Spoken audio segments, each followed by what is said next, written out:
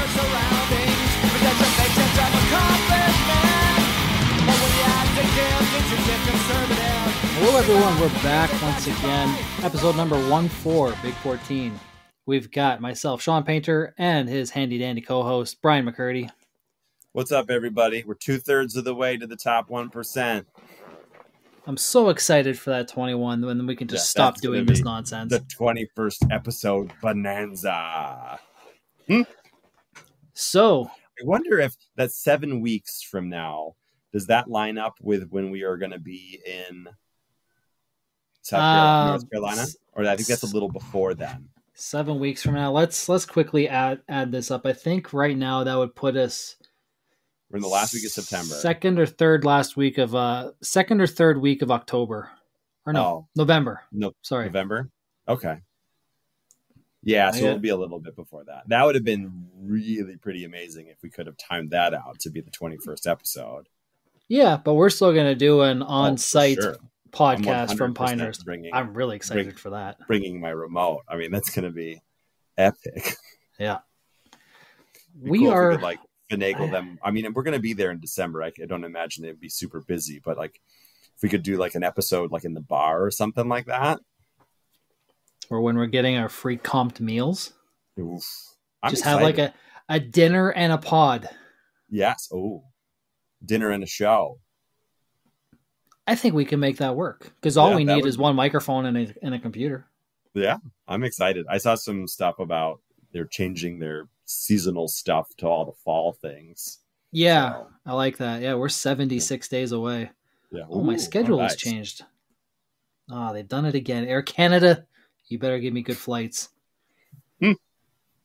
Speaking of Canada, how was your golf? Those pictures looked absolutely breathtaking. Yeah, you take it for granted because it's only a handful of hours away. It's only a 4-hour drive, and you can do that pretty much whenever you want. Silvertip is a special course. They've got some insane views. But the most Canadian thing, unfortunately, happened when we got there. We had a 2-hour frost delay. Oh. So our tee time was for 2:30 p.m. We didn't get off until 4:30, so we only got 9 holes in, which I was super bummed about. Yeah. And they shot a 3 over. Price, or what did they do? Did they still charge you full price? They gave me $50 off each person, which was... Okay, that's not bad. They could have said, up yours, ha ha ha, right. But they gave me $50 off each person, so something. That's nice. Yeah, but shot 3 over for 39 on the back 9, which was pretty good. And then it's a much better start. I know lately you said you've been struggling off of the starts. Yeah, driver's still wonky, but those mountain courses, the fairways are typically really wide. Yeah.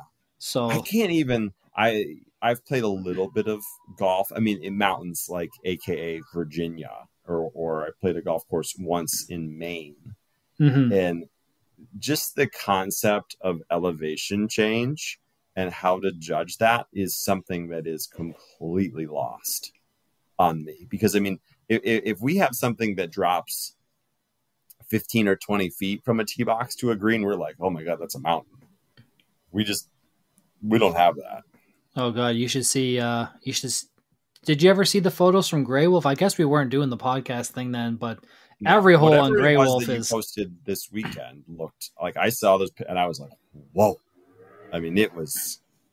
Yeah, Silvertip has got the views. I didn't take a lot of Banff, but I have the video, so I've got to edit that one day. I'm still working on Chambers Bay. Yeah, I was talking to somebody today, and I think it's probably, and maybe it's kind of bucket list golf coursey stuff, but I had a chance to play TPC Sawgrass last summer for my 40th birthday. So, I mean, we're talking about a year and a half ago now. And I left not loving that golf course, maybe not loving it, but not being impressed. But I think it's so similar to what I'm used to that when I see a mountain golf course or a links golf course, I just am so enamored by them. And I'm like, okay, I'd spend more money to go do something that's so vastly different from what my normal golf course is, but I'm curious how you. Yeah, that's a fair statement. I mean, I'd love to play Sawgrass because, like, we don't have courses that are that manicured anywhere. I couldn't name you one course in Canada that looks like that place. Yeah. Well, also we have like 365 warm weather growing, so there's that. It's true, but it's just like it's so perfect. Yeah, Sawgrass is a bucket list course. It's very low on my list. Yeah. There's others that are definitely I want to play more. I like the more rugged looking courses. Right. That's the thing with Sawgrass, and I was talking to somebody about it today. It's dead of summer, bottom of the barrel, low rate is $500. Yeah, it's a lot of money. Before your tip and everything else for your 4 caddy, and then if you get a real caddy, I mean, honest to goodness, genuine out the door, you're $700 on that experience. And American. yes. And like we're going in December, but we're not paying a whole lot more than that to go play 3 days with hotels and 2 meals a day at Pinehurst. Yeah, it deal's unreal. Like it does skyrocket a little bit in the summer. Like I think it was $3,000 or so, but right. So I mean, less than $800. Like, I am if there's I don't have a problem with people calling me cheap or frugal. That might just happen to be my middle name. I wouldn't say I'm cheap, but I'm definitely picky when it comes to what I will spend my money on. Well, so I played in a golf tournament on Friday night. How'd that go? I won. I crushed people, but it was a CrossFit gym putt first annual championship between under 41 and under and 41 and over. So it was kind of like shooting fish in a barrel. I did bring my lab putter. Also, have we settled on a name yet for your lab? Because the poll was Labriel. What was it?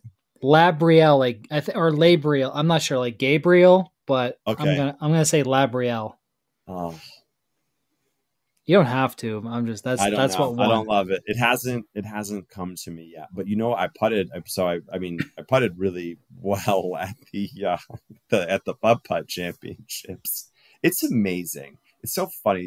That crowd is a CrossFit gym. They give me kind of crap because I lead mobility there a lot of days and a couple of times a year, a couple of times a month. And they're always like making fun of me and, this will help. I always mention like, this will be better for your golf swing. And they always give me so much crap. And then it was fun to just fully thrash people. Cause there was people who shot, like I shot a 41 and I think par was 39. There was people who put up like 67s. Dang. It was bad. You're playing on rookie mode. My wife also played. I think she finished third, so we were kind of the ringers for the 41 and up crowd, and I won independent first place, and our team won too. So, what was the grand prize? Just bragging rights.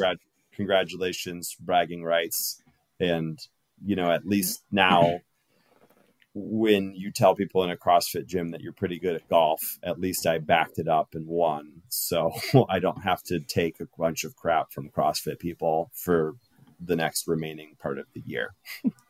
That's good. I can't imagine that they let you down softly either. No, not that crowd. And who would really not do it? Who's my that? wife. Yeah, you don't want the wife getting after you.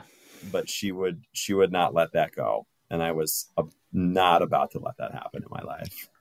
Yeah, I'm always told if I lose that the locks are changing and I'm not invited back home. So I know that feeling. What is this? So with mine, if mine tells me if I don't win, I don't get to come home, the locks are going to be changed.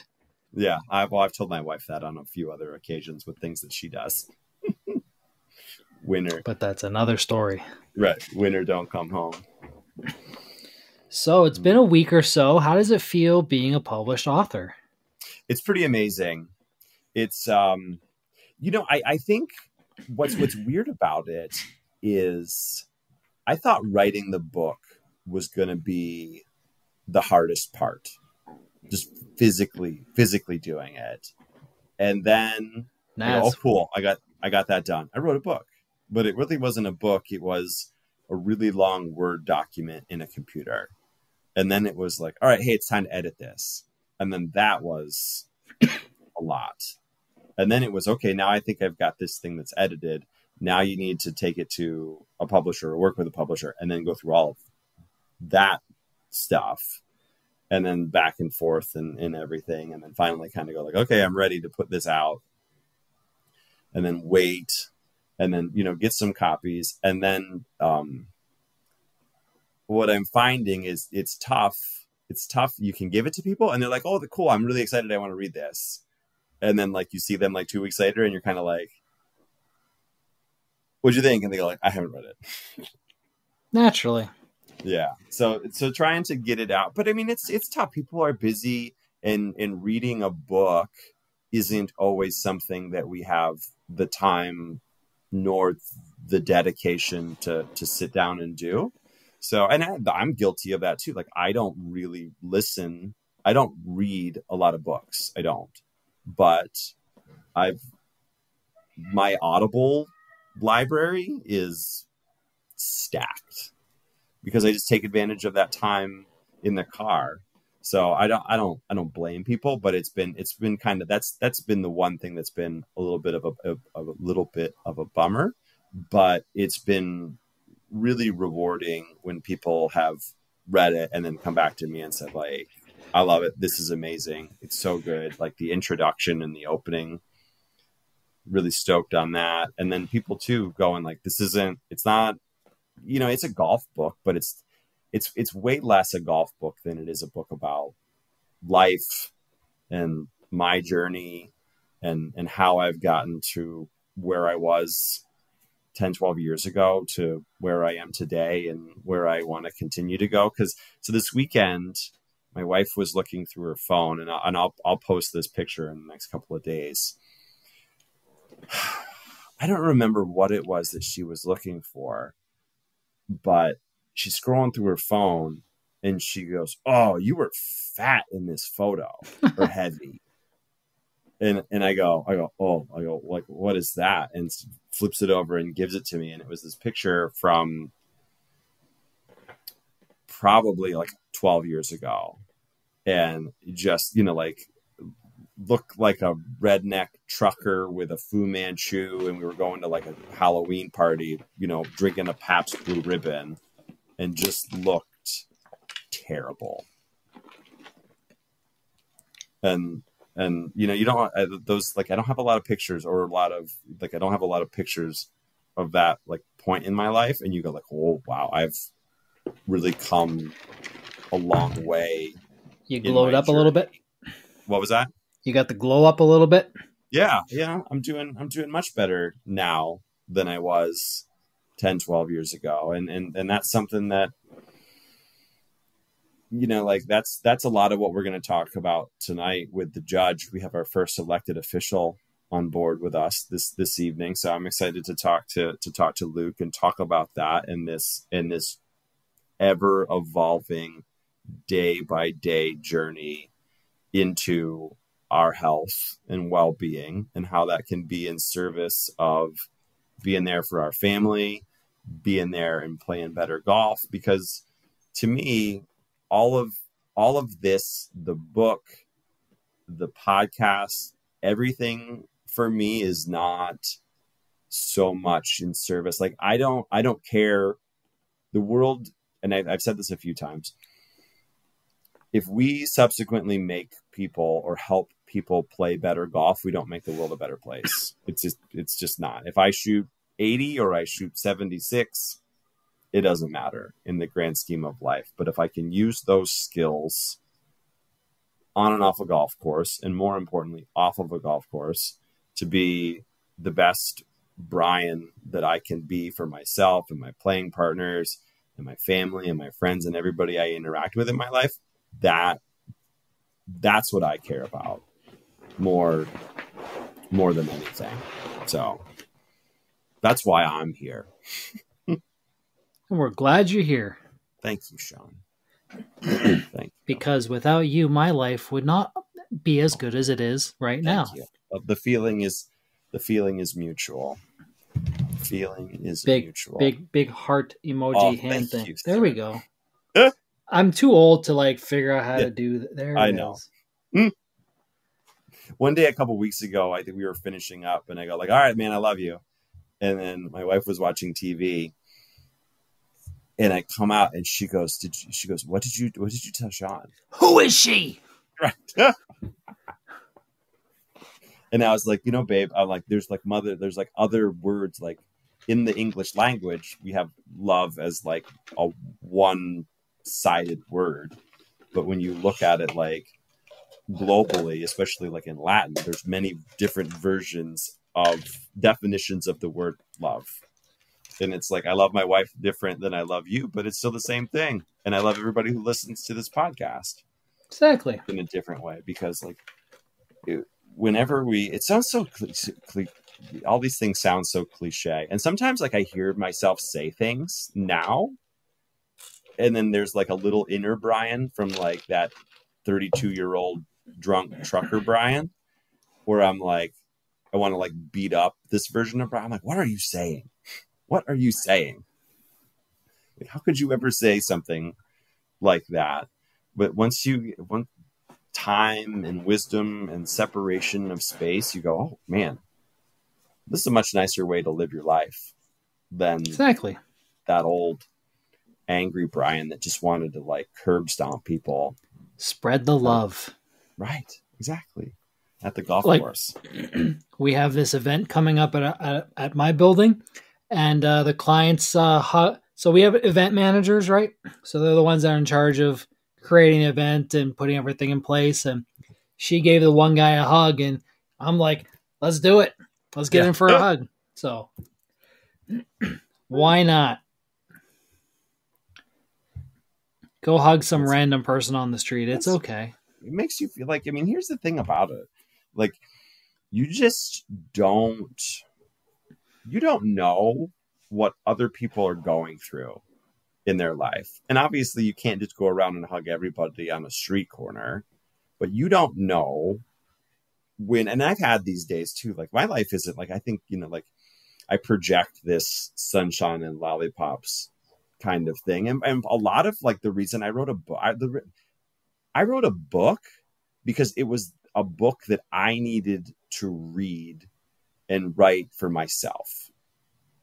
Like that's who this book is for. And really specifically the 15 to 31-year-old version of Brian, who needed a little bit more like gentle encouragement to find a better path in his life. And I don't remember where I was going to elaborate with that, but this was it. I'm the type of person, I hate irony. Don't tell me you're about something and then show me that you're not really about it. Like I want to practice what I preach. That's the most important thing to me. And that's what I want to see out of people that I interact with in life. And when that doesn't line up, it drives me crazy.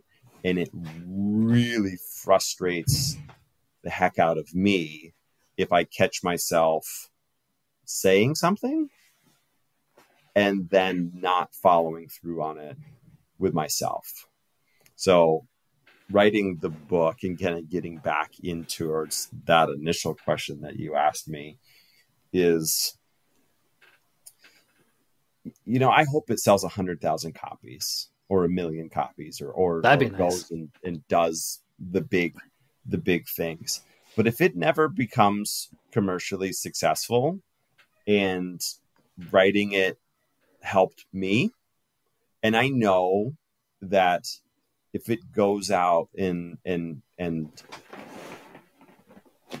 100 people get a copy and it changes 10 people's lives and the way that they interact with themselves and on a golf course, and then subsequently their family and the people that they work with, then that's how you go and you change the world and you live on for forever. And I don't care that anybody ever knows that it's something that I wrote, because really, like, and I talked about this in the first episode, all of this stuff that I've learned and I've talked about, none of this is original Brian McCurdy material. Every idea comes from something else. Correct.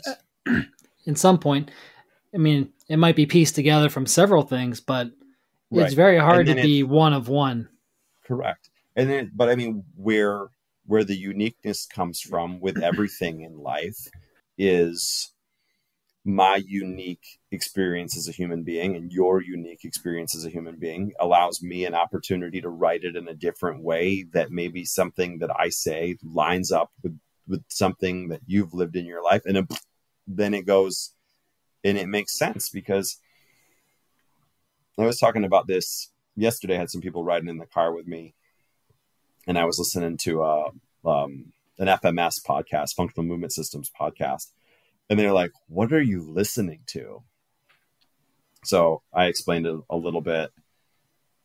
And they're like, they're like, you don't listen to music in the car? And I'm like, no, I haven't listened to music in the car. I mean, and not like exclusively.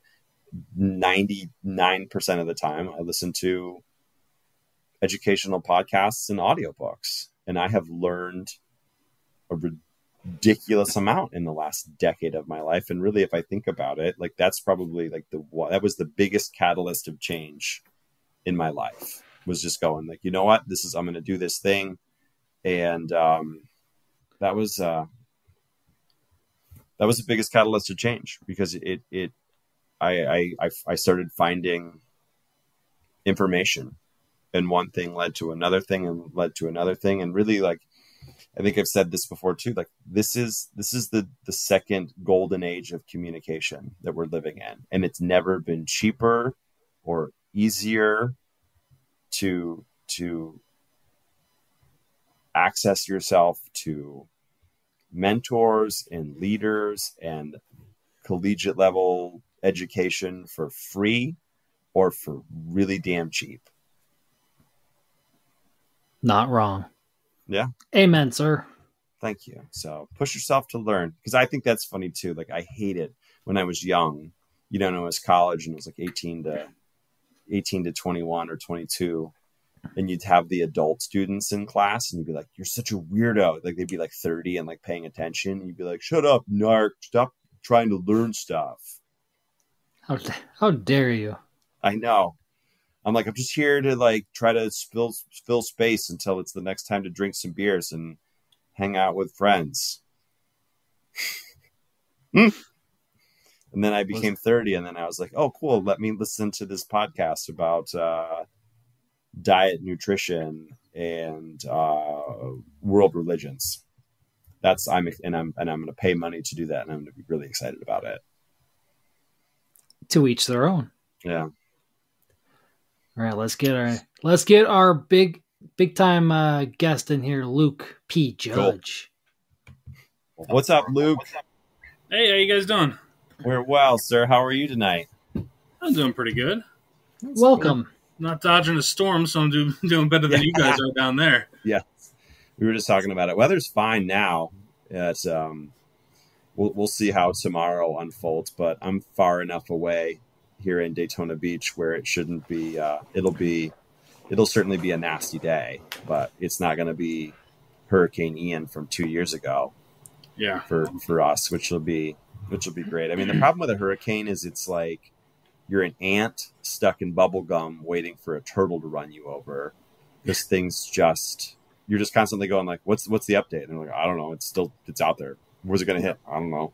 You know, and there's 60,000 million satellites floating around in space. And they're like, your guess is as good as mine. I don't know. So hurricane free zone. So yeah. Eat it. Hurry up and wait. I was thinking about this, and then we'll get down to real talk. But like a blizzard, you know, when a blizzard hits, you know, the weather sucks, it's garbage, but then you can like, oh, cool, we can go outside and play and build snowmen. And like when you're a kid, there's like something fun to do afterwards. But after a hurricane hits, You just don't you have got to pick up power, all the and it's you got to pick up all the wood and the misplaced debris. roofs and whatnot. Right. And then it's 95 degrees outside, and then you have to try to figure out how to sleep in your house for 2 weeks without power. Yeah, and down there it's brutal during that season. I mean, we had Sandy up here a couple years ago. We had 16 days no power, but the kicker in the teeth was we had an ice storm like 4 days later that dropped like 1.5 inches of ice on the whole state. You know, that was nasty. And for those who don't know, you're in New York, correct? Yeah, Long Island. So, you know, normally we're pretty good. We're basically a sandbar, so any water that comes up, it's gone in a day. But, like, yeah, that ice storm was nasty. I remember that one, too. Yeah. We got some huge surf from that. I tried to go out surfing, and it was so big, and the waves were breaking so far out that I only got about halfway out, and I just gave up and was like, man, never mind. This is not. I don't feel like dying today. Not ideal. No. Yeah, no. We cool. We All right. Well, Luke, why don't you tell us a little bit about yourself? So we know you're from Long Island. Kind of give us a little general rundown, and then we'll get into it.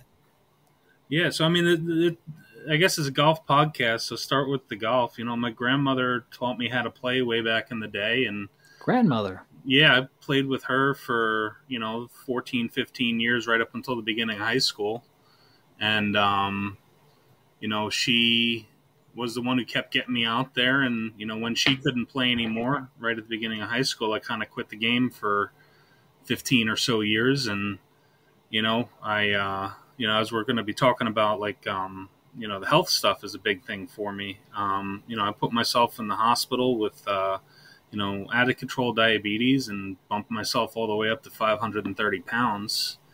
And, kind of had that self-realization in the hospital, sitting there going, I've got 5 to 10 left if I don't fix this, like, now. So, I was sitting there in the hospital trying to figure out what the heck I'm going to do now, moving forward, like, because you got to find something that's scalable. And that was my deal, is like, I just started going to the driving range every couple days, just that was my exercise. 50 shots at the driving range tired me out at that point, and just working back into playing 9 holes at a executive course on a golf cart, then playing 18 on a golf cart, then walking 9, then walking 18, the big bear for me was to play Bethpage Black, because it's a monster of a course for an 18-hole walk. And so that was my, first step goal, was to be able to get up there, get out there, do that. And, it's been a process, so. Totally agree with that. So from laying in a hospital bed at that weight to going out, and was that like a real vivid thought, like, all right, here I am, I'm gonna go hit golf balls? Was that kind of your thought, or was it just, I need to get healthy? The way it started, and it was just a manic need to do something, anything. If I felt that, I could get out and I could walk 5 miles, I would have done it. But, I have a core hatred in my life of working out for the sake of working out. Like, I just cannot do it. And so I was sitting there, I'm like, I need something that's tough. It's something that you can forever get better at, forever work at. And, I didn't know it at the time, like, how much golf would be matching what I needed. Like, I had no clue, but it was the shot in the dark, because I sat there and I'm like, and I remember loving going out there with my grandmother and, knocking some balls around and being terrible at it, but, just loving doing it. And that was, how I started back into it. And then I started getting into it a little bit, and then it started frustrating me. And, I made a determination to be, like, this is one I'm not going to give up. you know, this is something I'm going to dig into and, you know, fixate on, and, you know, and just try to push as hard as I absolutely can, because, and to do it in a reasonable manner. Yeah. Well, and I think a lot of times in life, we kind of go, all right, I'm starting from 0, and then I'm going to jump up to 100 miles per hour, and I'm going to run 5 miles a day, and I'm going to do 100 burpees, and I'm never going to eat cookies, and I'm never going to drink a soda, and I'm never going to eat added sugar, and I'm going to do all these things. And we come in, you know, like guns a-blazing, and those things are not sustainable for long-term success. And then we get frustrated, and then we quit.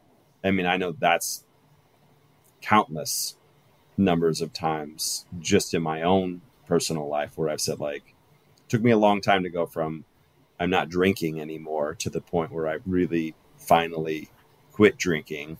And that was a process. So what's the amount of time from day one to today?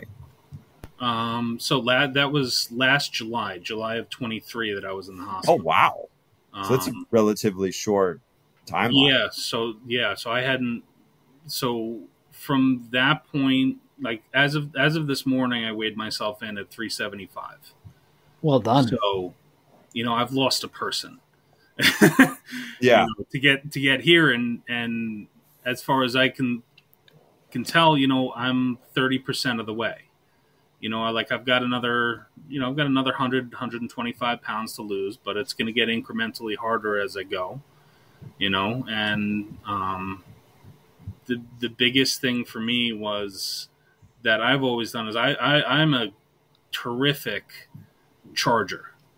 You know what I mean? Like, I'll put my head down, and 2-3 weeks, a month and a half down the road, I'm still going hard, and then I bleed off, and then all of a sudden, you know, my vice was, my biggest vice at least was, you know, drinking a 2-liter bottle of Coke a day. You know, that's what put me where I was. You know, that, or, you know, we've got great pizza here. It's, you know, a whole pizza, you know, was you know, a daily meal for me. And so when you're doing that, you kind of get in the habit of not realizing just how far of a hole you're digging yourself. And like, when I came to that realization sitting in the hospital, I didn't fully comprehend what I was fighting quite yet. But, you know, I, like, probably 4 months in, probably around about October-ish, I kind of figured out exactly how far back I needed to kind of regress to start moving forward. Because when you're as heavy as I was and as sedentary as I was, you have so much atrophy in things that you don't expect, that the only thing I can liken it to is it's like you subjected yourself to a long-term coma. And now you're trying to work your muscles, you're trying to work the different body parts back out. You know, I mean, there was one point where I first started walking where I kind of felt like you know, my knee was messing up. And it took me probably 3 or 4 weeks of kind of trying to baby it to realize that the pain I was feeling in my knee wasn't so much pain from like when I had, you know, knee surgeries back in the day, but it was my tendons and my muscles starting to actually come to the concept of like, we're coming back alive, we're being used, you know. Yeah. And so it took a while. So like, you know, I went from, you know, just walking, and then I started adding in like little bits of exercise here and there. I would do calf raises. I would do, you know, making sure that the weak knee is the one that I use to step up the stairs, and I would just go up the stairs one at a time on what I considered the weak knee. You know what I mean? Just doing silly, stupid little things like that just to, you know, build it up gradually. Yeah, and then there's this. When we were talking, I was listening to a different podcast yesterday, and they were talking, and just about everybody kind of wants to run. I want to run really fast. I want to lift really heavy. I want to do all of the really cool things. And it's like, this is relative to golf too, because it's like everybody wants to go to a driving range and hit a 300-yard driver because it looks cool. It feels fun. People see you do it. I'm amazing. But we skip past all of the boring, fundamental things in the hopes of getting to the destination, and we skip right past the process. And we go, I don't want to care about those things. I just want to get to the spot. And when you go, okay, I weighed 530 pounds and all I want to do is weigh 220 pounds, that's too big of a gap. Or like, I hit a driver 200, I want to work on hitting a driver 300. Like, you don't just suddenly increase your driver distance 100 yards.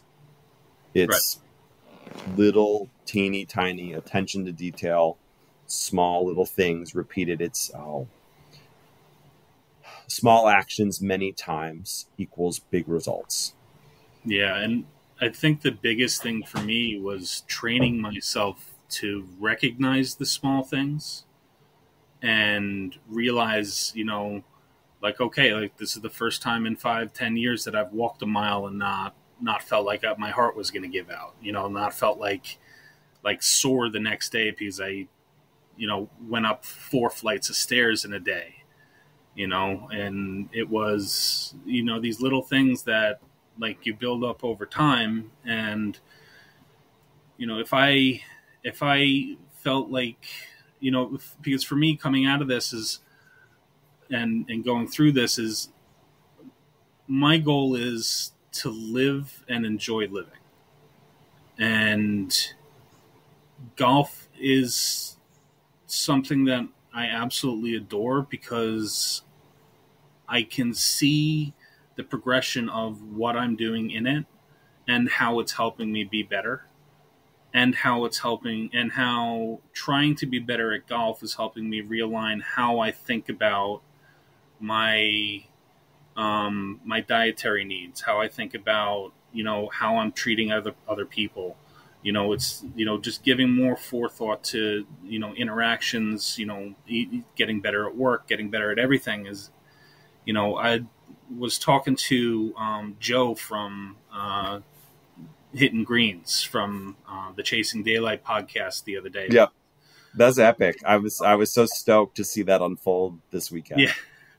Yeah. So I helped him get on Bethpage, and he calls himself a soul golfer, and that really, really lines up with how I'm starting to see things and how I'm starting to kind of try to put my life together, because this is something I want to do until I'm 90, and I want to be here till I'm 90. Yeah. No, I love every single piece of that, because that's the realization that I've had too. And I haven't had that drastic of a weight loss change, but I caught it with myself. I've, not out of control drinking, but drinking way too much. I was like 230 pounds and went out surfing and just got thrashed. Oof. Around, and just had this realization, like, you can't be out here anymore because you're gonna die in the ocean. And came back, was real kind of bummed about it, and then saw a neighbor on Monday morning. He watched me going back and forth that weekend trying to surf, and he's like, "How's the surf?" And I was like, "Oh, excuse." And then like midway through it, I was like, "You're lying to yourself and to this other person," and everything. And a little more conversation unfolded, and that was my epiphany, standing by my trash can hungover on a Monday morning. And I went, "Oh crap, like I have to change what I'm doing, or I'm going to end up someplace I didn't want to be." And that was how I ended up here, with this podcast and everything that I've learned over the last decade of my life, is the realization that what you learn playing golf is can be in service of your life and how you live it, and what you learn playing golf is far more valuable off of a golf course than it is really on the golf course. Because I said it to Sean 10 minutes before you came on, like, I don't care about helping people play better golf. I care about helping people live the best damn quality life that they can, and that realization that this is a game that you can do at 40, 50, 60, 70, 80 years and 90 years old. And like, the most important decade in our lives is that time between like early 30s and your 40s, and kind of realizing this is where I either kind of continue down that path, or I have that realization and go like, all right, I'm in charge of what my life is going to look like when I'm 60, 70, 80 years old, because I don't want to be trapped in a body that isn't capable of doing the things that I want to be able to do. Because like, what's the goal of I feel like every golfer has three main dreams. They want to shoot par, be scratch, hit it 300 yards, and they want to, retire so that they can play a bunch of golf. But what happens? I always wanted to pick up the cart girl, but hey. Okay, and 4. There you go. That's number 4. What would your wife say about that? If you do the other 3, the fourth will happen. So yes, that's right. But in our dreams. But I mean, think about it. Like, there's a difference. This is my soapbox. I'm so excited that you're on with us today, Luke, and like so proud of your health journey. And first, let me get on my ramble, and I want to ask you about when you came to RGC and how that happened. But this is a medical term, and it's called like health span and then lifespan.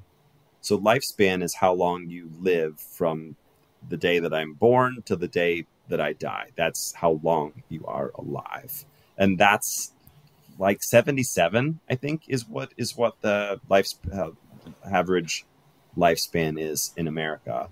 And then there's health span, and that's how long you are alive without any major chronic illnesses. And that right now is 66. Average retirement age in America is like 62, 63. That keeps getting pushed back and older, and health span keeps going in the opposite direction. So what are you going to do? I mean, if you work till you're 64 and then you run out of health at 66, that's 2 years where you can like go play all the golf you've ever wanted to play. Right. And then you're alive for 10 or 12 years, but are you really alive if you can't do the things that you want to do? So that's always such a motivator for me, because like I want to play golf until I'm 90. I want to go surfing. I want to play golf. I want to come home. I want to take a nap. Lights out. Yeah. And my parents are actually discussing that right now, because like my mom just retired after 36 years as a teacher, and good for her. They love our teachers. Yeah, that's just what they go through is just ridiculous. I mean, they're up on Long Island, they're paid a little better than the rest of the country, but still a tough job. Yeah, still incredible. And so now they actually bought a property down in Florida. They bought 5 acres out on the Panhandle that is completely unrefined. Wow. Actually, there'll be a couple less trees on it by the weekend. Yeah, well, that's what they're looking at all that right now, because they're right in Apalachicola.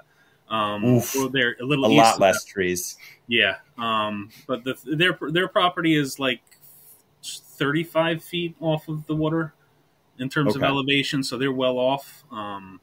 They'll be okay, but they're prepping to go down there and like put in slabs and start clearing it. And Dad wants to put up a pole barn and the whole bit, and he wants to have his adventure, because they've been working for 35 years with their head down and their and their eyes shut with blinders on for 35 years. And now it's time to have some fun before they can't anymore.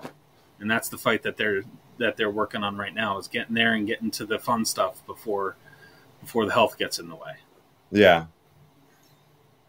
Yeah, and I mean, it's a weird, morbid thing to think about, but that's such a realization in life. And once you have that, and you go like, okay, there's a timeline, and eventually it's going to run out. And although I don't know when that's going to be, I'm trying to die young as late as possible. In a sense that, like I have a neighbor in a neighbor in my neighborhood. Obviously, the guy in my neighborhood named Dave, who's 80, and he still surfs all the time at 80, and he rips. He surfs so good, and he's 80, and that was my 10, and we've lived in this neighborhood for 12 or 13 years. That was like that was like always like, that's who I want to be when I grow up. Like that guy's the man. So how did you come into RGC? How did that come into your life? So I work from home. I work through a computer right now. So, I do customer service. So on the slow times, I got myself, especially when I got back into the golf, I started getting myself into YouTube golf, and then just absolutely loved, Adventures in Golf was just ridiculously good, and started pulling into that. And then I missed last year's Mad Scramble up here, but then found the RGC through Adventures in Golf and the Breaking series and everything like that, and then just dove headfirst into it, especially after I found your fitness section, because like having all those tips and tricks and having those motions to go through and stuff like that, to be able to start putting the core back together and that kind of stuff, and do it in a way that wasn't trying to send weight at a gym, because there's one of my deep-seated fears is going too hard one day and spending the next 3 months paying for it. Yeah. And, it's trying to moderate how hard I go, because I can go hard. Think, right. Yeah. And but that's going back to what I said a few minutes ago. Everybody wants to run fast, lift heavy, but everybody, we're all so sedentary in life. Even if you're an active person, the amount of time that we spend sitting in a chair and driving a car and doing all the other things, our bodies are in weird positions that we're just not used to. I mean, we just don't move as much as we did 150, 200 years ago. Yep. And when you don't do that, and you've got a body that doesn't move well, and then you try to put load under it and figure out how to deadlift or do a clean and jerk or squat really heavy or do a deadlift really heavy, and you don't have that functional movement, like, congratulations, you're building your house on shaky ground. And we just don't go in and focus on rebuilding the fundamental basics, because like if you don't have great posture at address, there's you can be looking to fix something on the driving range or on a golf course that could be built by just being able to stand up and move well statically and dynamically. And if you don't have those two things, you could spend thousands of dollars on drivers and lessons and never get anywhere. And a lot of times that stuff just looks like getting down on the ground and rolling around, like things that don't look, it's like definitely not as cool as like, I can bench press 350 pounds. Well, that's great, but if you're doing it in a manner that's hurting your body, that's not any good. What was your favorite episode of Adventures in Golf? Honestly, it was the one where he went to India and they were doing the ones with the street golf with like the trash golf. Yeah. Yeah. The trash golf with like the bent iron sticks and stuff like that. And then he's like, he has to go like, he takes this trip for like 5-6 hours to like this golf course that is like in a valley. And it was like the most incredible like looking terrain that you ever saw with like what we would call a dog track here in the States. You know, it wasn't like perfectly cared for, but like is in this sketchy area where it's like you got to wonder if like are you walking into a prison or a golf course? Wasn't that? I think it was like on a military base or something, wasn't it? Yeah, I Like a think military it's like a installment? former military base. Like there's chains, Yeah. there's like chains and wire and like concertina wire and everything like that all over the place. Yeah, it was just it's cool. It's been a while since I watched that one, but I that's how I kind of came back into it too. Was just like binge watching the heck out of that. What was your favorite one, Sean? Oh man, naked golf.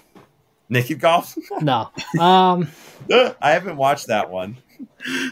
I'm not But, sure. Like the first one, that golf course is probably an hour away from my house. Used to hear it all the time on the radio. There'd always be advertising for that, and I can't think of what it's called now, but used to hear it all the time on the radio. Sounds like when I come to Florida, we're going. That place sounds fun, Mom and Dad. We should go do that. And they're like, no.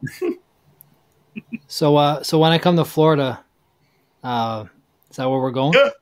I don't. We'll get listen, we'll get to know each other real well. I told you that I loved you earlier, but not that way. You haven't met me yet. I don't know what my favorite episode is. Like the one that got me into the whole random golf club thing was Lafute and Lynx. But I think that was just more of the storytelling and the golf course itself. Like it's a bucket list. It's a dream trip of mine, but it's so hard to pick a favorite. And I have to go back and watch all of them because like I binge watched so many of them in a row that they kind of blended together now. But there's so many good ones. Prison golf was good. Northwood is always good too. Oof, yeah. I picked the Indian one, but like honestly, so many of them are my favorite. Like they're my favorite ones to rewatch. Like I don't rewatch a lot of YouTube golf, but those I'll go back and do again and again and again. And it comes down to the fact that it's more of the ethos behind it. And it's just a wonderment of the game. Like there's just and in every piece of it. And I like the Indian one because it's like golf by any means, in any place at any time, play. Yep. Yeah. Because I was thinking about the one that's kind of similar to that, and I don't think it was Seattle, or it might have been like Portland, where they were kind of like met at the bar and they were playing with golf ball with tennis balls. Down Portland, yeah, I think so. Down the street, and it's that same concept of just like I don't care, it's just play.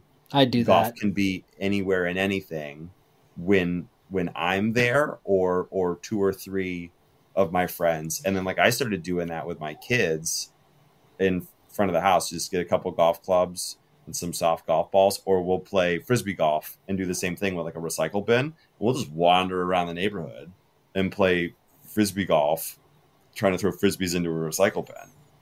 You just kind of make your own 9 holes. Yeah. Correct. Yeah. I think the neighbors like drive past and think that I'm weird, but you know what? Like, I just don't want to grow up. Yeah. No, growing up sounds miserable. It does. Well, thanks. I'm not interested in it at all. So what's your day to day? When you kind of, what's your health and mobility routine look like now? Or is it just, I'm going to go out and I'm going to walk and play some golf? Because really, when you think about it, like if you're walking, playing golf, you're covering 4, 5, 6 miles on a regular golf course, and you're doing it carrying a load on your back. Like that is the fundamental, basic human functionality. Like that's what we're good at as human beings, is carrying weight on our back over a period of distance, aka golf. Yeah, and that was what I like to do is to non-golfers, what I like to explain it as is I'm going on a walk through the woods on a curated patch of grass, and I'm basically kicking a can down the road. very expensively, but kicking a can down the road, like, and that's like in its most basic form. That's what golf is you're finding a way to go out, enjoy everything. And I get a little spiritual with it, because like for me, that's where I connect to things. Like I lost my grandmother a couple weeks ago, and when I'm having a down day, I go have a chat with her on the golf course, and that's where I find connection to to life and stuff like that. And like I wear a fit watch, so when I'm out there on the golf course, I'm tracking steps. Obviously Bethpage Black is a monster. I walk 10 to 10 and a half miles and do 45 to 50 flights of stairs on Bethpage Black. And an average golf course here on the island is 6.5 to 7.5 miles of walking. At my weight, I'm burning 17 to 1,800 active calories just on the golf course. Barring anything else I do in the day, if I'm eating to what my expectation is, which is right now I'm trying to keep it right around 2,000 calories a day. If I'm walking the golf course, by the numbers, obviously there's other things involved, but by the numbers, I can be losing 1/2 to 3/4 of a pound of weight a day every time I walk the golf course.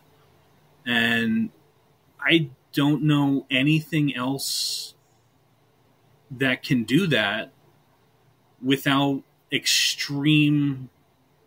going to extremes. Like for me, running 7.5, 8 miles is what I would need to do to do that. And I can't, like, I won't be able to do that for a good long time. Like that would be irresponsible of me. So, well, and it's not running is great, but you're looking at that load on your joints is like 6 to 7 times your body weight. But if you're rucking or carrying a golf bag on your back and you're adding weight to your back, you're getting a strength exercise, a cardio endurance exercise, and the load, the joint load is drastically lower. It's like 1.5 times your body weight. So that's something that's sustainable and that everybody could be doing to increase bone density. It's great for your posture too, because you've got to stand upright with that weight on your back or you're going to fall over. And you've attached it to golf, which is something that's a game and fun. Yeah. Like, how do you gamify exercise and make it something that you want to do? Because like my wife is huge into CrossFit, absolutely loves it, goes more nights a week than she doesn't, but that's her thing. That's her community. She loves those people. She goes and does it. I don't love CrossFit. I mean, I can get down on it a little bit, but that's not the thing that I want to do. Yeah. But to go surfing or to go take a walk on a golf course, or and she hates mobility. She hates it. She thinks it's dumb. She'll tell you. But and to each their own. I think that mobility happens to be pretty good, and if she did it, she'd probably be a little bit better in the CrossFit gym. But different strokes for different folks, as it were. But finding that thing that you love and can be sustainable and makes you want to come back and do it tomorrow and doesn't feel like exercise, that's the exercise for everybody. Yeah, absolutely. And you were asking about like what my day looks like. So I actually just recently, about a week and a half ago, made a radical shift. So I wanted to kind of kick it up into high gear and start making a shift where, on a daily basis, I start, building in solid habits so that I can, so over the past year, up until about a month ago, I've built in the habit of, I don't go for sugar. I've rebuilt my entire, really my psyche in terms of how I treat food. And I've gotten to the point where when I'm stressed, when I'm upset, I no longer turn to food, because I was an anger eater, is how I like to say it, and I was heavily addicted to sugar. So making that change over the past year, that it's been an adjustment for me to like start realizing where my actual intake of all that sugar was. And now downstairs right now I've got black tea, like unsweetened black tea, and I've got these bottles of lemon juice. They're like half gallon of lemon juice, and it's just pure lemon juice. And so that and the black tea, that's what I'm running with. And so changing the eating habits, and then every time I'm angry, upset, feeling down, instead of turning to, go buy $40 of food at McDonald's or go buy that whole pizza, I'm going to the driving range and I'm mashing balls into the net until, I can't feel my arms anymore, just because. And, it's great because we have this automatic driving range near us. That's an old, much, much older place, but it's got a free chipping area in the back. It's got a little par 3 that has like all the, it's got 9 famous par 3 holes from all over the world, and like they cherry pick the designs of the courses. But the biggest thing is you go in there and you give them $100 cash, and they'll give you a ticket for 2,400 shots from the driving range. So it's nickels, like it's a nickel a ball or less. You know what I mean? I haven't done the math recently, but it's so cheap that I can mash 300 golf balls in a day and not feel like I'm put myself in the poorhouse. And it's lit, so it's open till midnight some days. So it's lit, like it has lights. It's not like it's not like it's cool with like the young kids. Yeah. Well, it's busy. It's busy, and there's a lot. The cool thing is seeing a lot of young kids get into it and get on it and be there.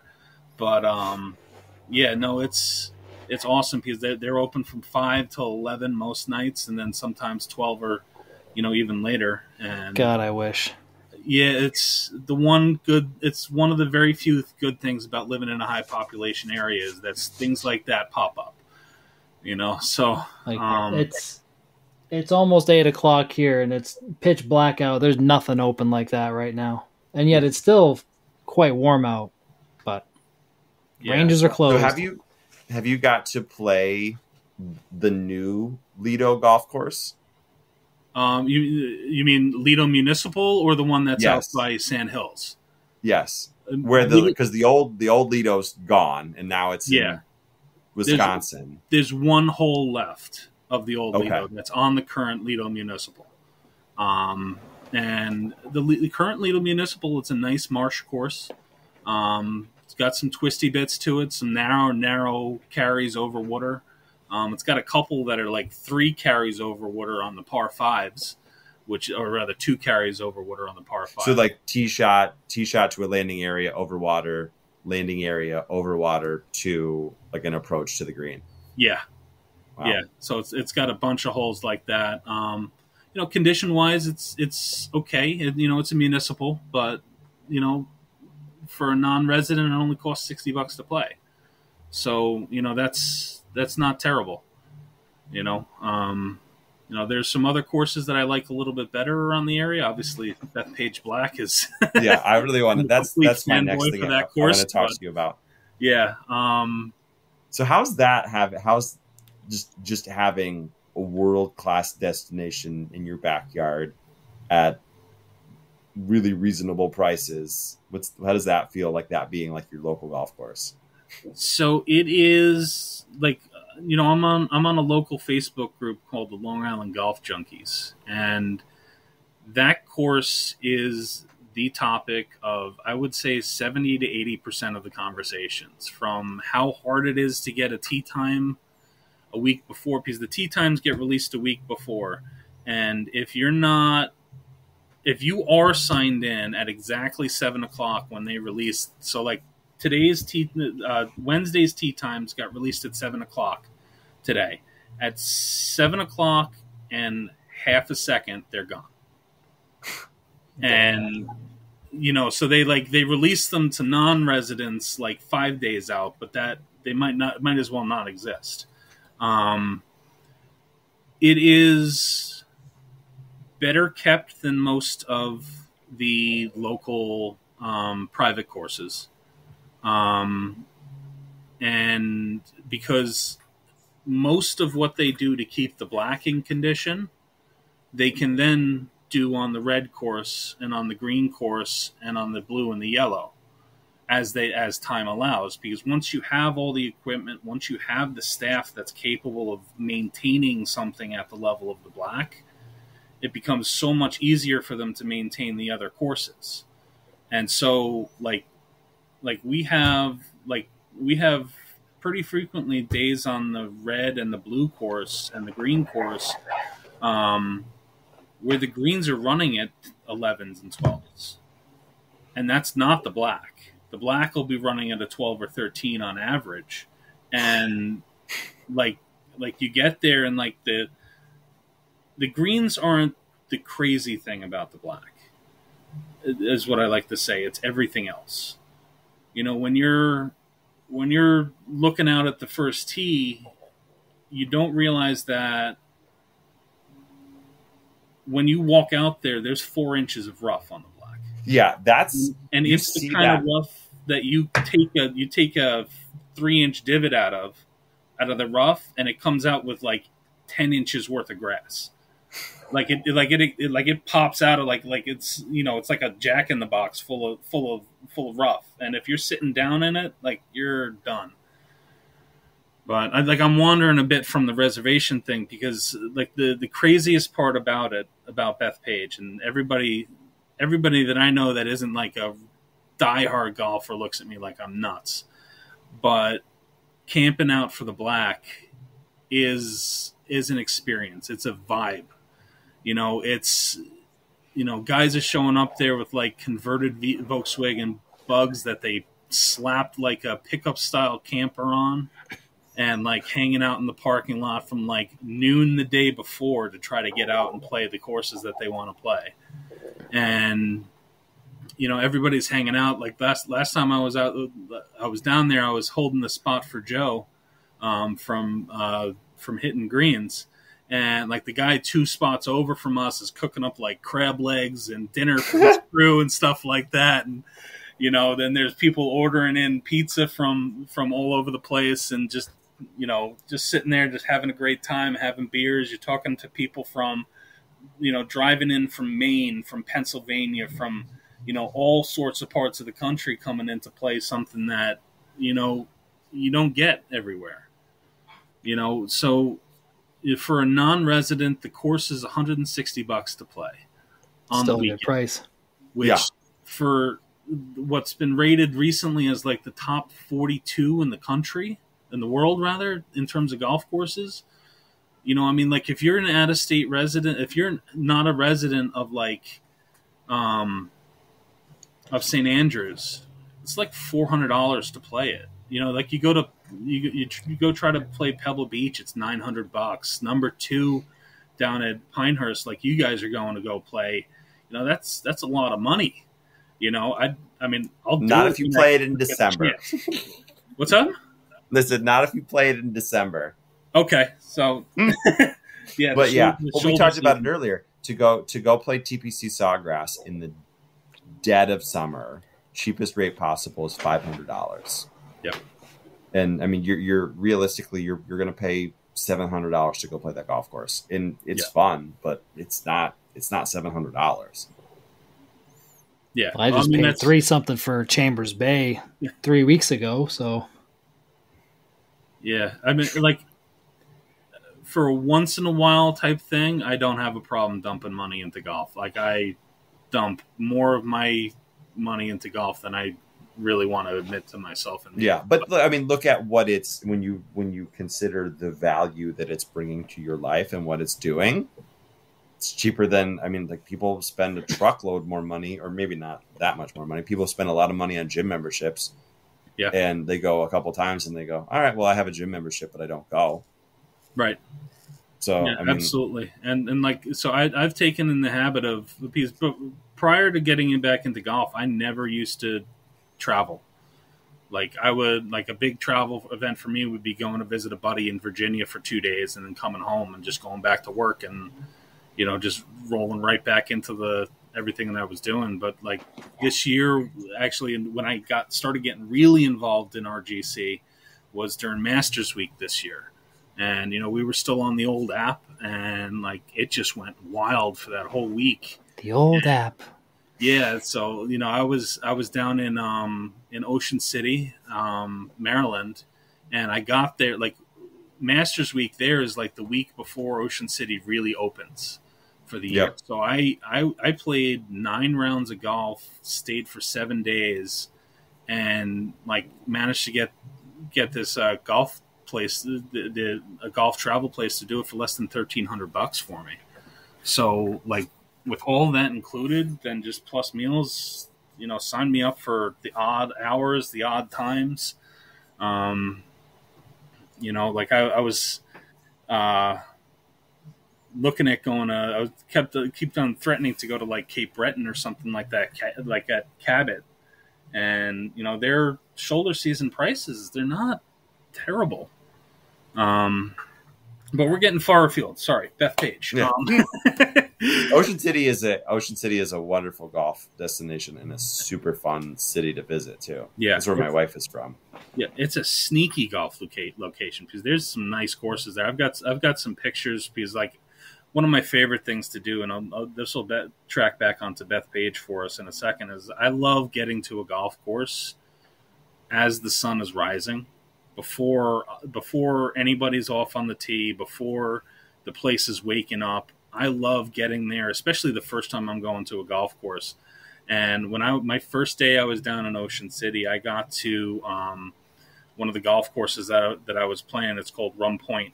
And if you know Ocean City, like you have the mainland, and then you have the ocean, the strip that Ocean City is on, and then all the way down at the end is a place called Assateague State Park, where they have like the wild horses.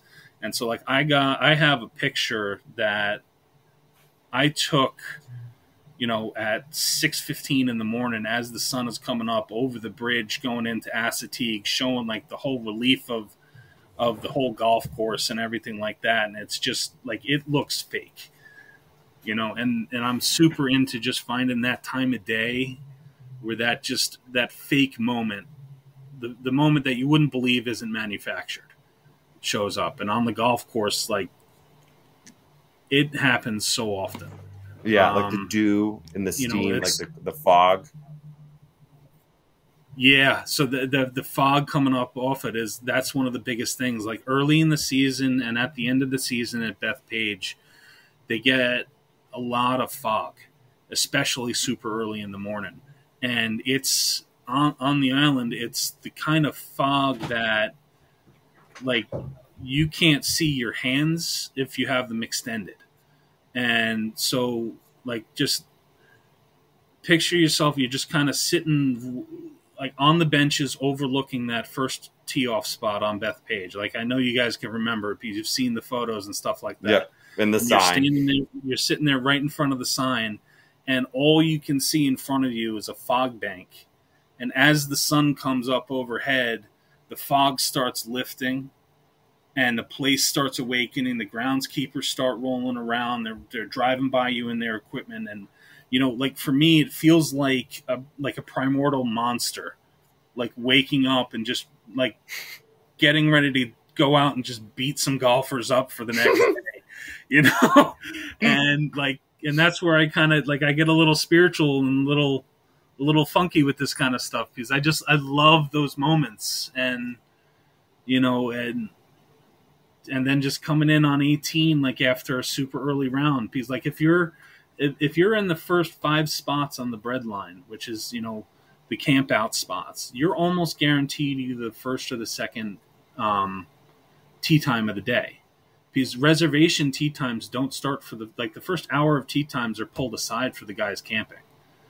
So, like, as far as I'm concerned, those are the best tee times available on the golf course, and they do a great job of holding that for the guys that are out there in the weeds going, I've been here since since 2 p.m. on Saturday to play Sunday, and I'm actually doing that again this weekend. I'm getting out of work at 11 a.m., gonna hop in the camper, and I'm gonna be at the golf course from like 1 o'clock on, and I'll be playing at 7:50, 8 a.m. on Sunday morning, with a group of guys, and just absolutely love it. And like coming in on 18 and looking back up towards the clubhouse, you get a vista of just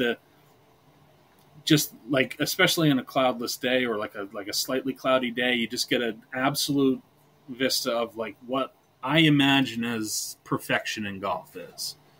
And add into that the fact that you've just, for me, I've just beat the monster again. I've just walked that whole distance. I'm coming in, it's the final push, and it just puts a lot of feeling and a lot of meaning behind, the choices that I've made in the past year to start kind of trying to fix what I've been, and fix you've gone out and you've earned something. It hasn't, none of that, no part of that experience is easy. Right. Between the commitment of like, all right, I'm going to go do this thing, and I'm going to go camp out in my car for 16, 18 hours. And then I'm going to get picked. Then I'm going to go play a ridiculously hard golf course. I'm going to walk 10 or 11 miles. And then you're rewarded with something as amazing as that. I mean, that's like going out and, like you said, like slaying a monster and doing it with 3 other people who have the same amazing shared experience, because none of it was easy. Yeah. So if you're not lucky enough to play the Black, what's your favorite other golf course out there? On Bethpage or like on New Zealand? On Bethpage, yeah. If you show up for the experience, you're not lucky enough to get on Black. Can you get on any of the other 4 relatively easy, or is that? Well, oddly enough, the Black isn't the most in-demand golf course there for the breadline. Okay. The most in-demand is the Red, because like anywhere else in the country, the Red is a top-tier golf course. Like, it's the one people would talk about if it wasn't sitting next to a monster. So it is beloved of, especially like the men's clubs. Like, there's 4 or 5 men's clubs, and they're there religiously. They're some of the, like, there's one guy out there. I'm forgetting his name right now, but he shows up. He gets out of work at 3 p.m. on Friday, and he is on the bread line in the first or second slot from 3 p.m. on Friday. He goes and he golfs. He golfs the first tee time in the morning, drives his car right back to the bread line, and he's right back on line number 1, 2, or 3 for Sunday. He has done that every single weekend for the past 12 years. And, he's a little loopy. I mean, he's inhaled enough carbon monoxide in his lifetime to be a little out there. But like, he has his guys in his foursome, and they play the Red religiously 2 or 3 times a week, every week for years. And the reason for that is because as the guys that religiously play the Black as much as possible, as they get older, as they run into, bum knees, bum hips, you have to walk the Black. You can cart the Red. So, the guys that can't, walk the Black anymore play the Red, and that's where you see a lot of the, especially the older guys in the men's groups and stuff like that. They're there to play the Red, and that's usually, even if, like, it's rare that you miss a tee time if you're number 20 or 25 on the list. So you can be pretty deep, and you can get a tee time on the Black, but the Red is going to be gone. Like, you got to be top 5, top 10 to have any chance of getting on the Red because of that, because of the, just how crazy they are. And it is the second best golf course at Bethpage. Yeah. So going into the winter, and then going into next year with the Ryder Cup, and Bethpage kind of going away, how do you continue to maintain the discipline? Because I'd have to imagine at some point in time, late summer next year, they probably close Bethpage getting prepared, right?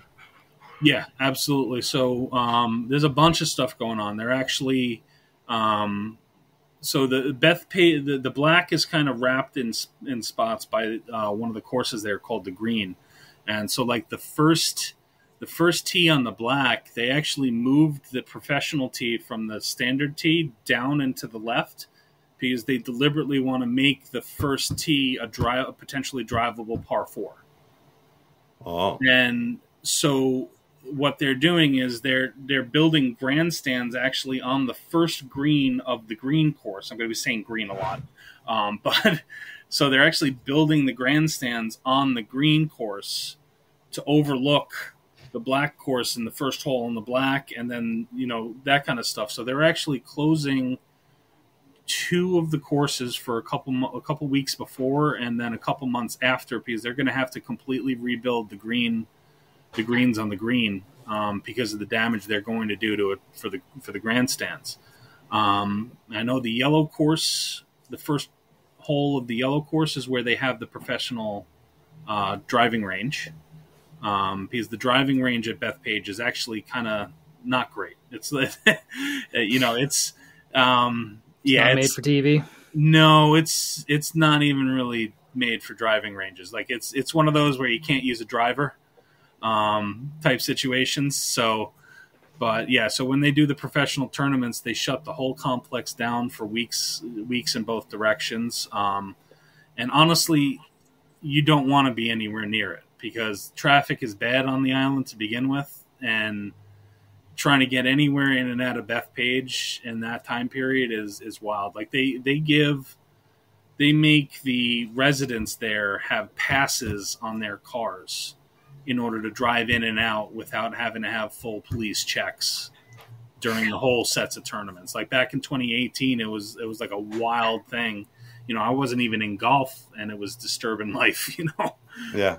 So I'm hearing Scotty Scheffler better just make sure he has like a helicopter. Yeah. Well, yeah. I mean, it gets crazy because it's such a dense population area to then add in, all of that craziness. Yeah. So I mean, in terms of like the challenge, there's a couple other courses around on the island that are on par in terms of the difficulty of the walk. The trick is a lot of them require golf carts, so require you to be on a cart, especially for like weekend play and stuff like that, because for whatever reason they haven't done the math, and most people don't do the math of the fact that the average walker walks the course in the same time that the average person drives the course in. Yeah, the only time it's faster is if you're first tee time out, or you're like the last tee time of the day, and you're playing by yourself or with 2 people who hit it in the same spot, yeah, then it's quicker. But if it's a busy, normal golf course, and it's not one where it's like tee box to next green to next tee box is 300 yards, there's a lick of difference. Yeah. I mean, we have another state course near us. It's called Sunken Meadow. They call it Sunken Ghetto because it's the I'm sorry, Sean, but it's the redheaded stepchild of this Jesus golf courses around here. You take a lot of crap from people, Sean. I know. Canadian redheaded leftedness. I have to make this joke because I promised my brother I'll do it every time, but it's probably because he can't figure out how to spell his name right. It's the Irish way. SEAN is the right way, but doesn't even spell Sean. Well, if you throw the Irish accent on top of it, it sounds right. But they don't even know what they're saying. They're drunk. Yeah, that's more than fair. Did you hear the episode? Did you hear the episode with Niall? Yes. Oh, actually, that was one of the things. Is I was listening to that episode a couple weeks back. And, he mentioned that he was trying to get him and his buddy out on the black. So I shot him a message on Instagram, and I got him out a couple weeks ago with him and his buddy. So nice. Yeah, so we actually had a round out there. I was actually able to play with him on, out there, and it was. How did that go? Did you like die of laughter, or did you make it through? Oh, he's an absolute riot, but I I think especially towards the end, I think we were all beat up. Like that day beat all of us pretty badly. I think I shot a 97 that day, and I'm a relatively shaky 11 handicap, and that place thrashed me that day. It's fun because it's one of those courses you just walk off and just go, wow, I just got spanked, and I remember I actually got a full reservation through the system a couple months ago, and I went out there, and it was the first time out there that I actually decided to try to grab a caddy. And I was talking to the caddy. He'd been caddying there for 4 years, and I asked him what the best number he'd ever seen shot on the course was, and he said a 75. And that's after 4 years of looping. Yeah. And I mean, like, maybe he just got lucky. He didn't see any terrific scores, but that place is gnarly. And again, the greens are relatively small, but they're flat. The caddies say they call it no break Bethpage. It's like, if when in doubt, don't give up the cup, because the greens are flat. They're not excessively complicated. It's just, it's getting to them. That is the monster. Yeah. You walk up there and you're playing from the white tees, and, 3 or 4 of the par 4s in a row are 450 yards. And it's like, if you don't have distance, like there's, I think it's number 11 or 12, you've got 210 yards of carry over long grass just to get to the front edge of the fairway on a par 4, so it's, I don't have a lot of distance, I carry 230, 240, and that's a rough go. Yeah. So, but yeah, so we've got some other courses around here that are more like, for Long Islanders, we would call them mountain courses. There are a lot of elevation changes. There's one that's run by Arnold Palmer. It's called Harbor Links. It's a terrific, beautiful link style golf course, but it's got a lot of elevation because it's built into an old sand mine. And you'll find that a lot on the island is that most of our courses, especially the ones that are not as old as Bethpage, are former sand mines. Because every inch that Manhattan went up, Long Island went down a bit, because that's where they got the sand for the concrete and everything like that. So yeah, I mean.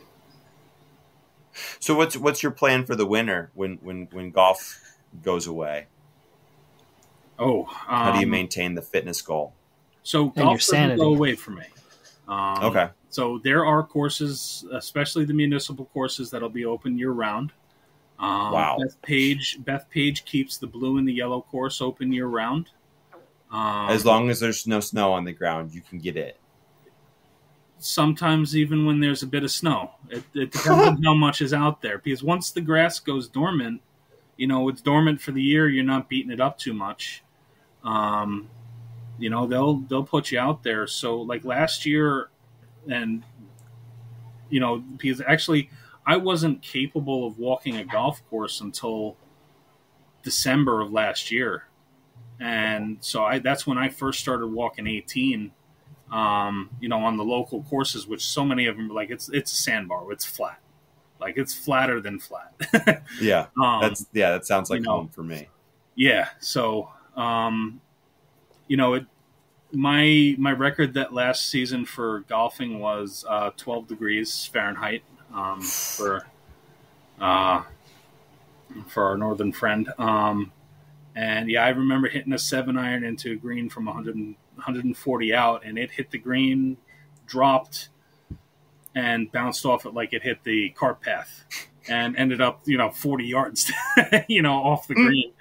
But I was out there, I was walking, and it was a beautiful day as far as I was concerned. I was the only lunatic out there, and the guy in the pro shop looked at me like I had a hole in my head.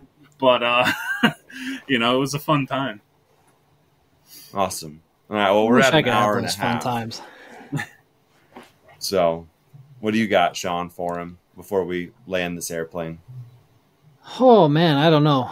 I heard you say, I was going to ask you like where your golf game's at now. You said you're an 11 handicap. So how long did it take you to get there?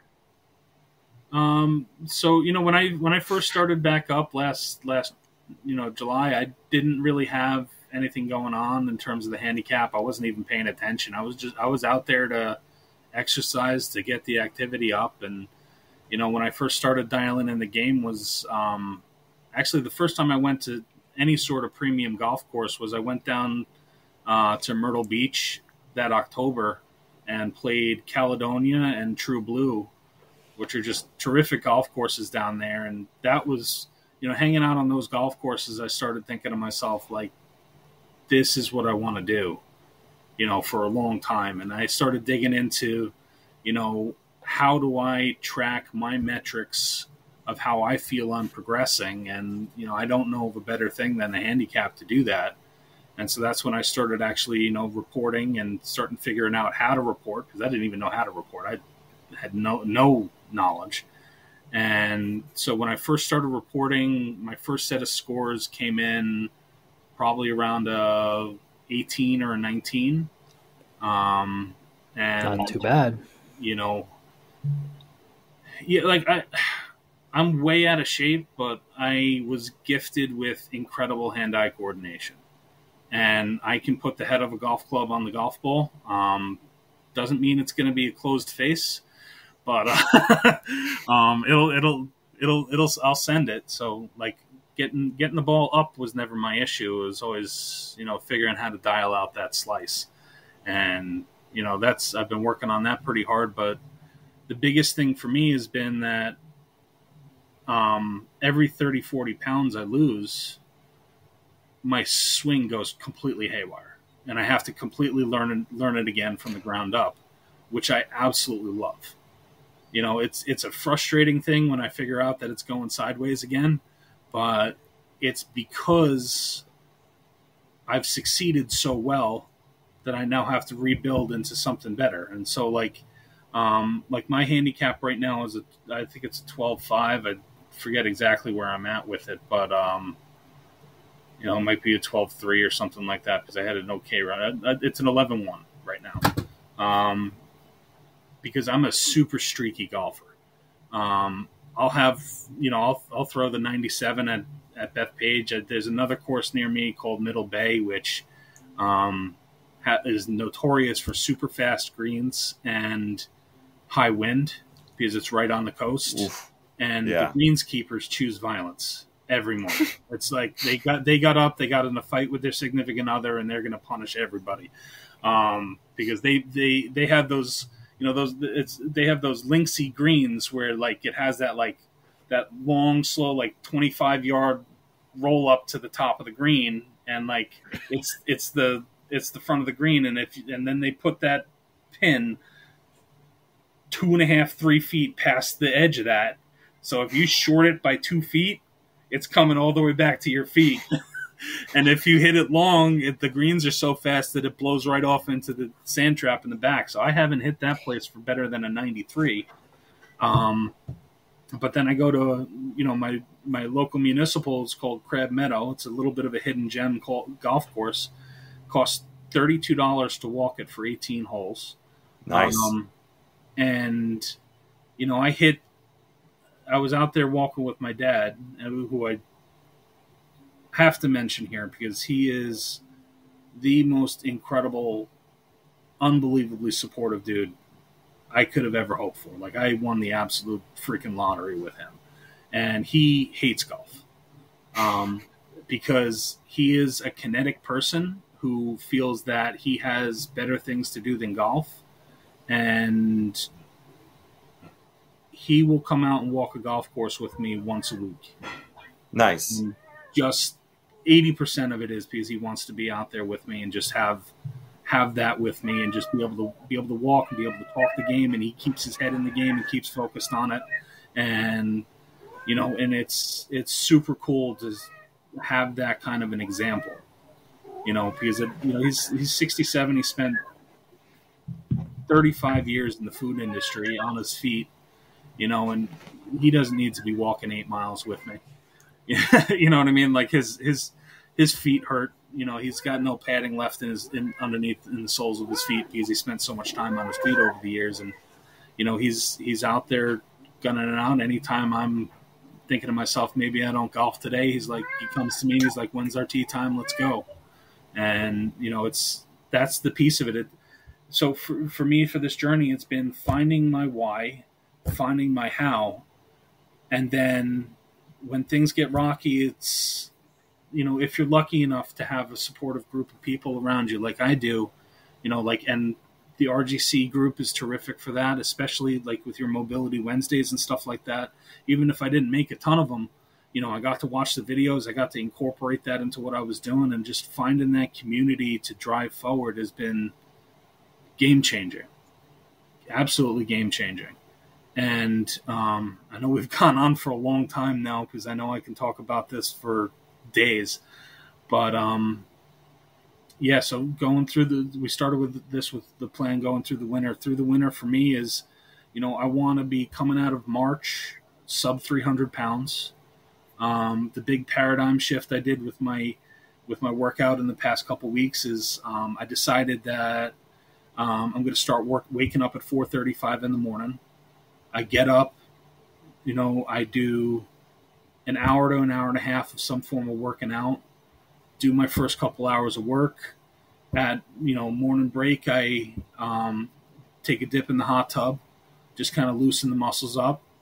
Lunchtime, I do a half hour of yoga or half hour of mobility. You know, late afternoon, you know, after I get out of work is when I'll have my first meal. And, you know, it's protein focused. It's no sugar, completely no sugar, like to the point of, you know, obsession. And, you know, I'm doing that 4:30 to 5 a.m. wake up thing every single day for the next 30 days. Because, you know, it's something my mom brought up a long time ago, is it takes 21 days to dial in a new habit of doing it every single day. And I want to make it so that that's my habit, so that I can, you know, just take things to the next level and start accelerating. And I started that with a 7-day water fast of, you know, just absolutely, like, I think I took, the only calories I had was from my lemon juice and cider vinegar shots for 7 days. And, you know, I'm off that now, thankfully, because that was miserable. But, like, the volume of how much clearer my head is getting off of the breads, getting off of the hidden sugars, getting off of, all the nonsense that I was taking in, even with the relatively healthy diet. You know what I mean? Like, I had pulled it back to where I felt like I was relatively healthy, and then, you know, like, I'm so much more aware. I have so much more energy post not eating anything that, you know, it's wild. You know, the positions we put ourselves in with just the little bit of poor intake, you know, that we have. And yeah, that's. Well, I agree with that. I mean, it's almost like that feeling of you kind of go on an all-inclusive resort, and then you drink a bunch, and then you wake up the first day and you go, oh, I feel terrible. And then you baseline, and then you keep drinking. And then by the 4th, 5th day, you don't feel bad because you've got that level of alcohol buzz going on. And then you fly home, you feel like garbage. And then 3 or 4 days goes past, you finally, you know, you clean up, you quit drinking, you go, oh, I feel amazing again. Yeah. And that's in a condensed version of what the standard American diet really looks like, which we could talk about that for 2 more hours, but we've got to at some point in time wind this down because It's I'm bedtime. getting tired because I wake up at 4:34 or 4:43 every morning. That's when I wake up, do my mobility and mindfulness practices and everything like that. But I'm so stoked that you were here with us and your journey so far, and just that if there's one thing that I kind of want to like hone in on that I heard you say is understand your why. Yeah. And figure that out. And when your why is big, and when your why is sustainable and it's bigger than yourself or your ego, and it's like, hey, I want to be healthy to play golf so that I can see that for what it is and all of the other values that it can bring me in my life, it becomes a lot easier to wake up that early in the morning to do the thing, because it's not, I mean, I'm putting words in your mouth, but this is about golf for you, but it's not about golf at all. Yeah. If for me, it's about living life. And if I felt there was any better way, and I've tried a lot of stuff, I played semi-professional paintball. I did CrossFit for a while. I worked at, my family's catering business so hard for so long that that it was unreasonable. And like, you try to dive into things like that. And like, you find yourself to the point where it's like, you're not really doing it for you. And, you gotta, your why has to be enough for you. And then it has to be able to translate into something that you do for more than you.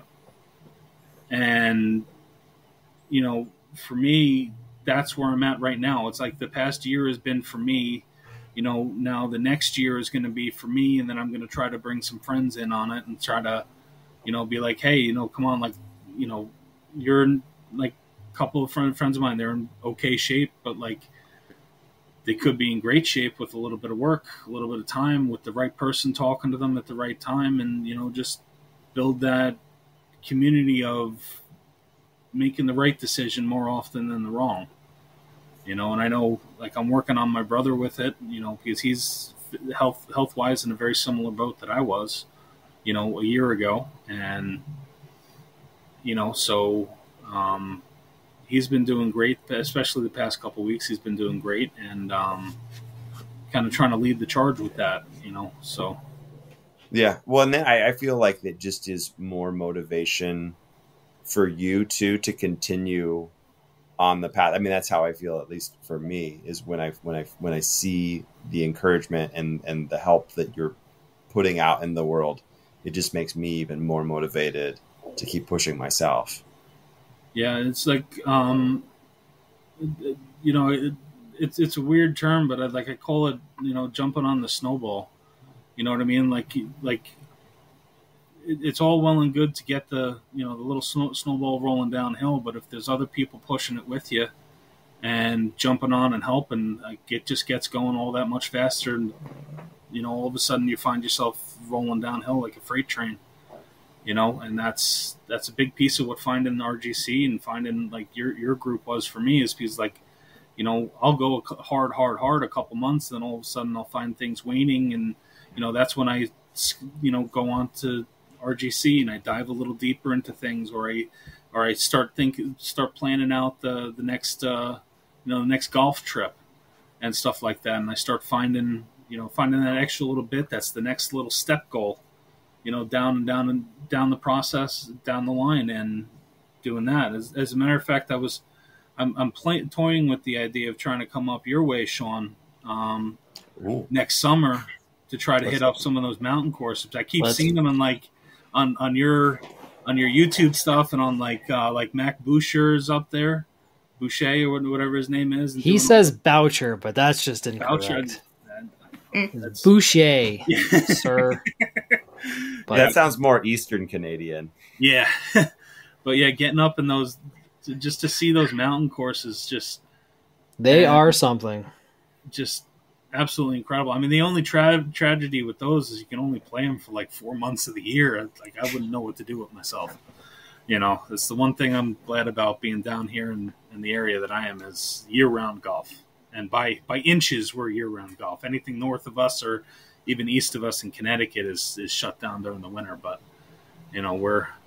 we still go strong. We don't have to report our numbers, but...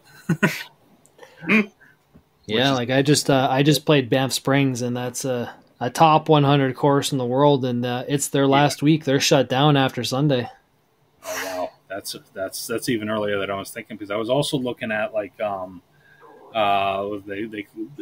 advertised all over the places like Gaylord Golf Mecca. They're all over Instagram right now. It's like the area where Sand Hills and Erin Hills and all that kind of stuff is. Okay, yeah. And yeah, so I've planned 100 trips,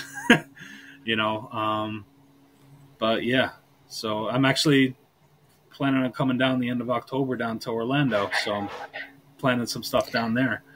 And, Mad Scramble. They said they were going to announce that hopefully soon. So I'm pumped about that. I finally want to do that. And then I'm going to TPI World Summit for 3 days. And then, I'm gonna judge Luke. Yeah, so I'm coming down because I want to get sorted. I want to get a good plan together in terms of building the core stability, building the golf motion and stuff like that. And by the time I'm down there, I'm hoping to be like right around 340. And starting to get my body into the position where I can start learning real golf motions. Because right now I'm fighting so much of the momentum and stuff like that, because when I swing around, like there's so much extra. So like you talk about like it's like watching a break dancer. When they tuck their legs in and they tuck their arms in, all of a sudden they triple the speed that they're turning at. Like when you've got this much extra weight slinging around on the outside, it just doesn't come through fast. So but yeah, and then well, I think it's always have something out on the horizon. Enjoy the journey, but have a goal, have a destination, get there, assess what you've done, find the next goal. Yeah, and like I know Sean from the earlier episodes, you're talking about like how you're a leap first, ask questions later type, and I'm similar to that in a lot of ways, and I'm just I'm a rabbit hole jumper. A serial rabbit hole jumper. Like when I dive into something, I am neck deep before I'm even thinking about where I am, and that's what it's all about. And this is one that I've finally found that I think is sustainable for the next 10, 20, 30 years. We're here for it. We want to see the Luke Judge journey. Yeah. And we want to see Luke Judge in the mountains. So please, if you do head out this way, give me a shout. We'll have the best time. I just got to line up the funds. It's frowned upon for me to dig into my 401k for a golf trip, but it's been considered more than once. The nice thing is like it's not as expensive as you would think, unless you go to Banff Springs. But like you can get anywhere else in the mountains, it's like $150 Canadian. So what's that, like 115, 120 American? You're not gonna like really break your wallet open for it. Yeah. So the expensive part about getting up there for me is the stay, the car, and the flight. Yeah, because it's if I remember correctly, it's like a flight into Vancouver and then like 5-6 hour drive east. It depends on where you're going. If you're going inland BC, you'd have to fly into Vancouver or like Abbotsford. If you're going to be playing like Banff Springs, Grey Wolf, Kananaskis, like more on the Alberta side of the mountains, you fly into Calgary, and if we're playing, I'll pick you up. And then we'll split an Airbnb or we'll camp, whatever. Dude, I'm game. We'll start planning because I look at those courses as just absolutely incredible. I actually sent Sam Keston a map of all the like top tier courses in Alberta and BC. I could send you the exact same thing, and then you can just like go around, pick what you like, and you can make a whole ass roadmap out of it. There's so many choices. Absolutely. Send that right along because I am so into that stuff. Like, you know, my parents, I said they're buying that property down in the Panhandle, and they're going to start building there. They're only an hour and a half away from the start of the Robert Trent Jones path down in Alabama. Oh. So, you know, and, you know, once they've got a place built, I can steal their RV for a week or two. And, you know, at this point, like, my end goal right now is to just find a great remote job that I can work from an RV and just full send follow the thing. Because, like, I don't have a girlfriend, don't have kids, you know, so I am as unattached as I can be right now, and that's kind of where I'm pointing towards. I keep developing this idea, and, you know, follow the weather for the golf world, and, you know, I had no real interest in hitting the California courses just because they're bright and shiny and they're beautiful and perfect the way they are, but they're not cool for me. Yeah, you know what I mean. Like those mountain courses up there, oh, they look cool. Like Bandon, Chambers Bay, that whole area. Chambers is the coolest course. Oh boy, they look cool. Yeah, yeah, and just those out there wild experiences. I want to try to get to as many of them as I can. Well, we'd love to have you.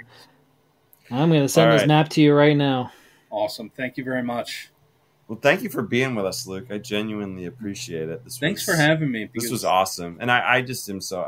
It's your journey so far, and all your weight loss, and all of your words of encouragement. I hope make a lot of difference in other people's lives to start to have that epiphany, because it doesn't have to be hungover and drunk taking the trash out, or yep, you know, in a hospital bed. Today, you know, 2 weeks ago or 2 years ago or 20 years ago is a great time to start, but so is right now.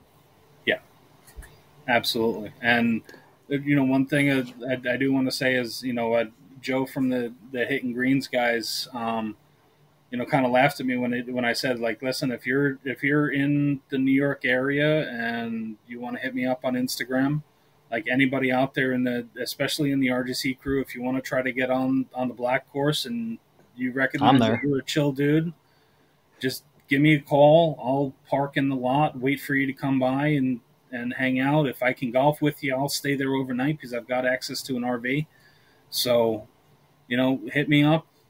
You know, unfortunately, the course gets aerated in 2 weeks, but, you know, and then it closes in November 11th. But, like, if you're looking to hit Bethpage or something like that, hit me up. You know, especially you two guys, if you want to come up, have no problem putting you up at my parents' house. You know, got some spare rooms and we can go play whatever's around. Because you got Bethpage, but then the second best golf course on the island for me is Montauk Downs.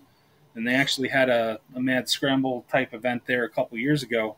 And, you know, it's like 2 hours away from us, but it is a magnificent example of a golf course.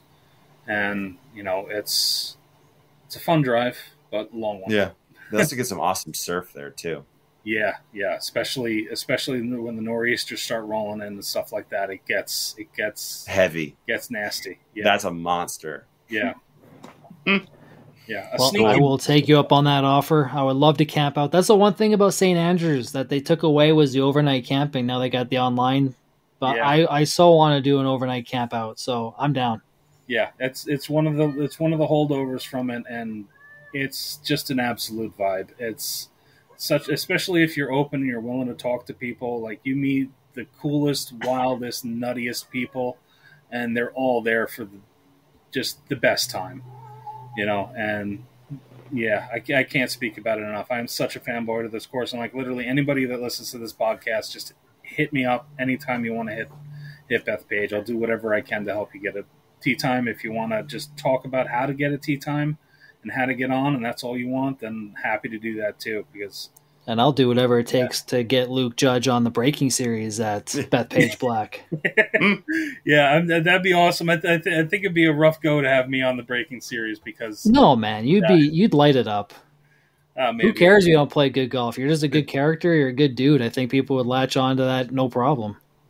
Thank you very much, and thank you very much for having me on, guys. I know you guys, especially Sean, you gotta get to sleep and stuff like that. Because no, I'm good. It's only 8:30 here. It's Brian that's up late. 10:37. It's been a long day for me.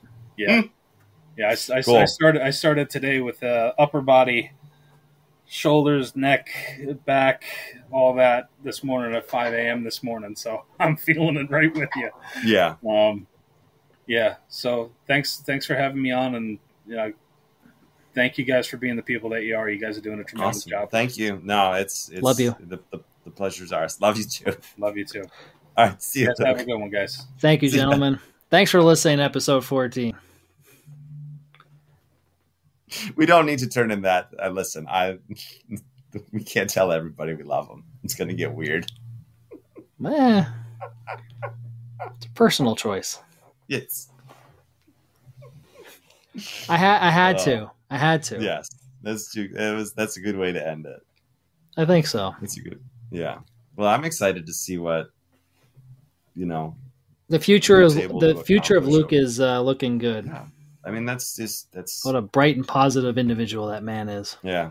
I love that story. I love what he's about. I love where he's going, and the way that he's going about it is sustainable, because this goes back to the Movember episode too. This is what I'm passionate about. It's simple things that you repeat over and over again. It's not easy. There's not a shortcut. There's not a hack, but when you find that why, it becomes manageable. That's right. You know what I just realized is that, like, after the guests leave, we turn this into like the Jerry Springer segment, the final thoughts. Yes, the final thoughts. You should love everybody and be kind. It's not about what a hard concept. Right. It's about spreading love and kindness. That was always the best part about being sick, was you're like, I'm going to watch Jerry Springer. That's right. What a time that was, eh? Fox was just a wild, crazy channel. Oh, man. How long is it going to take them to fight? That was the best. I miss those days. Anyway, Brian, go to bed. All right. Don't worry about me. I'm going to do it real fast. Good stuff. All right. Well, we'll see you next week. I think we're looking at Peter Melton's making return, Invisible Golf. He's going to interview Brian about his new book. We're looking forward to that. Finally, everybody doesn't have to listen to me talk for a whole podcast. We like it, though. Yes. Thank you. Good night, everybody. Thanks for Peace listening. Out, world. Episode 14 in the books. All right. Bye-bye. See ya. Later, Sean.